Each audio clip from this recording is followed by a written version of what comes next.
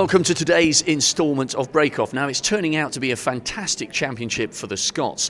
We knew on day two that Graham Dott had made it through to the second round, the 2006 world champion. And then later on, John Higgins joined him. The four-time winner resumed 6-3 up against Rob Milkins, made short work of the Milkman, 10 frames to 5. But the really big news, as far as snooker was concerned, north of the border, was that all-Scottish clash between Anthony McGill and Stephen Maguire. McGill, the debutant, resumed 6-3 up. He then went 9-5 up. Stephen Maguire dug in, took it all the way back to a decider, and then McGill, with nerves of steel and a fantastic century, sealed a memorable Crucible debut win. A changing of the guard? Well, maybe. He's a quiet guy, Anthony McGill, but Ivan Hershevitz managed to grab a word or two with him after an epic night of action here on the big stage. Do you feel that everyone who comes here for having won 3 matches is going to be full of confidence?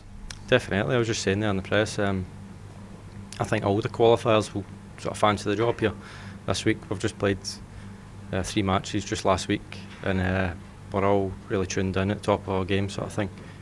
And I don't think any of the qualifiers will be fearing any of these guys. They don't anyway, but especially coming through 3 tough matches so recently, I think we'll all fancy it. Well, McGill's fantastic 10-9 victory over his countryman Stephen Maguire wasn't the only talking point after his match. There was a suggestion of a new nickname from a certain world champion, give you a clue, from 1991. Licensed to Thrill, Anthony McGill. I thought it sounded a bit cool, a little bit cheesy, so I threw it in live on the BBC. But McGill wasn't completely taken by this new nickname. Here's what he had to say about it with Ivan afterwards. And just finally, I've got to ask you about this nickname that Rob Walker came up for you tonight, Anthony McGill, licensed to Thrill. Are you having that or not? I've just slated him in the press there, but it's not, he's trying his best. I don't mind it too much. The crowd seem to like it, so that's the main thing. If they like it, then if he comes up with a nickname that they like, then they'll like me, and it's absolutely fine. Whatever. Thanks, Anthony. Well done. Cheers, Ed. So McGill was pretty gentle there, but he's clearly not 100% happy with the nickname. I caught up with him at the practice tables earlier on today. He was knocking in some incredible long reds, by the way, but neither he or I could come up with anything better. So we threw it open to Twitter. There were 1 or 2 who think we should keep Licensed to Thrill, but there are a few other suggestions floating around. Here they are.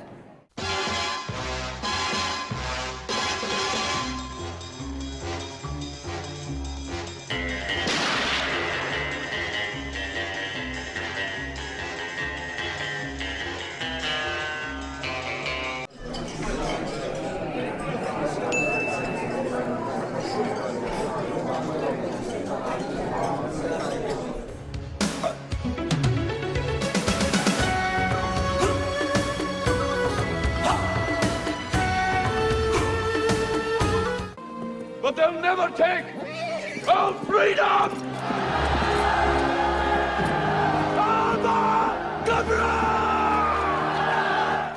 Well, a little bit of fun there with Anthony McGill. I'm sure the debate with his nicknames will continue for quite some time. Ivan Hershevitz has joined me now. He did the interview with Anthony last night after that fantastic victory. Quite funny, Ivan, that we were talking almost as much about his name and his nickname today as we were about that fantastic performance. And you've seen a little bit of resemblance between him and Paul Scholes. Yeah, and people used to say Scholes scores goals, so how about McGill scores centuries? Yeah, I quite like that. Keep them coming on Twitter. I think there's room for manoeuvre. We've got a few days before his match against Mark Selby. On a serious note, though, what a display of class to come through a tight match like that against a guy he's grown up watching, against a great mate. To nail that with a century was absolutely superb. Yeah, and when you look at all the greats, Stephen Hendry, Ronnie O'Sullivan, Neil Robertson does it a lot, players who make century breaks in deciding frames, who raise their game under pressure. And just for McGill to have his name in the same sentence as those guys, shows how highly we rate him. People every now and then say, oh, there's no young talent coming through, there's no one under 25 who's good enough to get to the top. But I think McGill and Micah White, those are the 2 players in that age bracket who I think could be prolific tournament winners. And Mark Selby is going to be watching that at home last night and thinking, wow, I'm going to be in for some game in the second round. He certainly will. Mark Selby came through a deciding frame thriller against Kurt Mafflin. As you say, he's got a couple of days off, the jester from Leicester, but that will be a match not to miss. Well, there was another one that we couldn't take our eyes off. Barry Hawkins, we weren't expecting him to be drawn into a 9-all thriller against Matt Selt when he started 7-2 up, but Selt got all the way back to all square, and it took a nerveless clearance from Hawkins to get himself over the line. Remember, he's a former runner-up at the Crucible and made the semis last year. Understandably, his feelings after the match were one of relief. He played fantastic towards the end, kept me under a lot of pressure, and I was under a lot of pressure in the end there. So he played really well, scored heavy, started potted to great long balls, safety was good. So he probably don't really want to hear it really, but yeah, all credit to him, he played fantastic. So I'm absolutely thrilled to get through that in the end. You played more than 6 hours in the end across the 19 frames, and for most of today's session, you were sitting down for that, watching him clear up time after time again.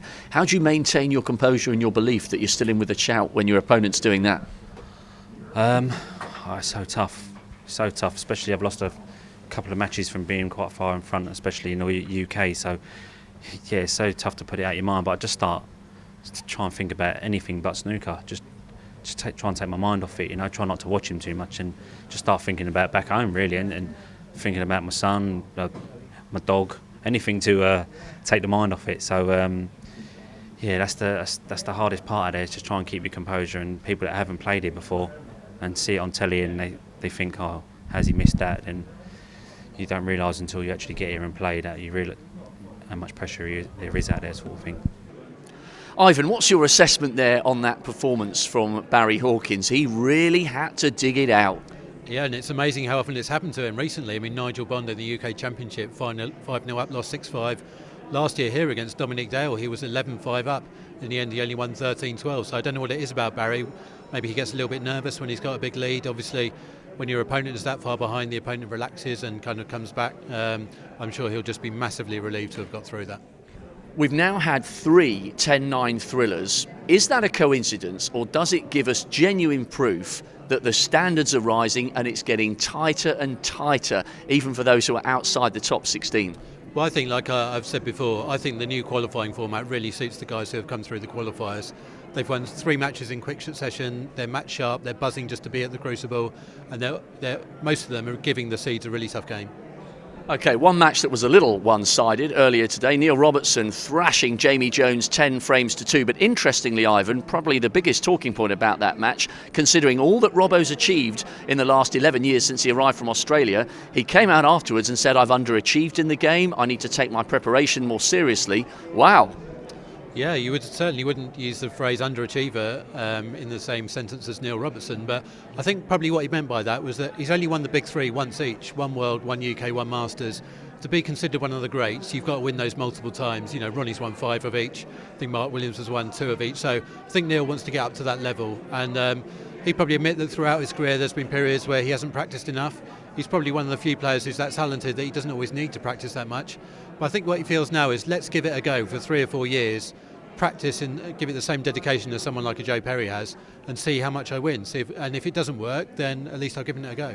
Well, it could be ominous news for his opponents, and he looked really, really good. Top breaker 143, so Robbo's definitely got his eye in. Plenty on day 3 to affect the odds, and also plenty to tease us on day 4 to get the bookies excited. There's an arrival of a certain Rocket Ronnie O'Sullivan. Let's catch up with Mark Pearson for the latest odds. He's the man with his finger on the wallet. Wow, it's only day 3 and it's hotting up here at the Crucible of Dreams. We've had 3 final frame deciders already. Barry Hawkins was in Seltdown. He was 9-4 up. He was 1-100 trading as well. He looked home and hosed and ended up winning 10-9. That's the 3rd final frame decider we've had already, and it's only day 3, but day 4 tomorrow. The Rocket is in town. We love the Rocket when he's in town. He's great for turnover. He's got an army of punters who follow him up and down the country. He's already here in Sheffield practicing as well, and he's in a very good mood. I think he's got a great chance. 2-1 favourite for the Betfred World Snooker Championship. It's going to cost us about £1 million if the Rocket was to win a 6th title. Tomorrow, he's going to have no problem against the newcomer newcomer Craig Steadman. I'd be looking at 10-2 Rocket, which is about 6-1. I think the bet is for Rocket on the handicap, minus 5.5 frames at 4-5. The Rocket is going to fire on day 4 at the Crucible. Well, Mark Pearson and the rest of the guys at Betfred understandably excited about the arrival of the Rocket Ronnie O'Sullivan, but plenty of interest in Craig Rocksteady Steadman as well. What a story. World number 81 making it through to his Crucible debut. Barry Hearn said that's the match that's giving him the most excitement out of all the first round fixtures. Loads of action happening elsewhere away from that match tomorrow. Remember, we've got the start of the all-Welsh match between Matthew Stevens and Mark Williams. Haven't they got great records between them at the Crucible? Plenty to look forward to. That wraps things up here on day 3. Join us tomorrow in Sheffield for more.